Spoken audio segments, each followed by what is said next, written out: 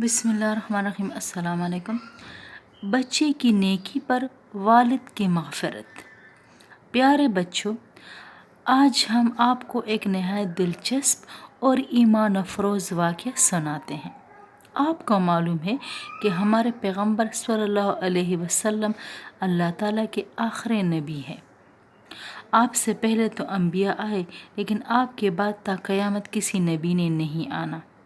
تو ہمارے پیغمبر صلی اللہ علیہ وسلم سے پہلے جو پیغمبر آئے، ان میں سے جو آخر میں آئے ان کا نام حضرت سیدنا عیسیٰ علیہ السلام ہے۔ سیدنا عیسیٰ علیہ السلام کا واقعہ ہے کہ آپ کا گزر ایک قبر پر ہوا۔ دیکھا کہ قبر والے کو عذاب ہو رہا ہے۔ یہ دیکھ کر آپ آگے تشریف لے گئے۔ جب واپسی میں دوبارہ اسی قبر پر سے گزرے تو دیکھا اس قبر پر رحمت کے فرشتے جمع ہیں۔ یہ دیکھ کر سیدنا عیسیٰ علیہ السلام کو تعجب ہوا۔ آپ نے اللہ تعالیٰ سے التجا کی کہ مجھے اس واقعہ کی حقیقت سے باخبر کر دے۔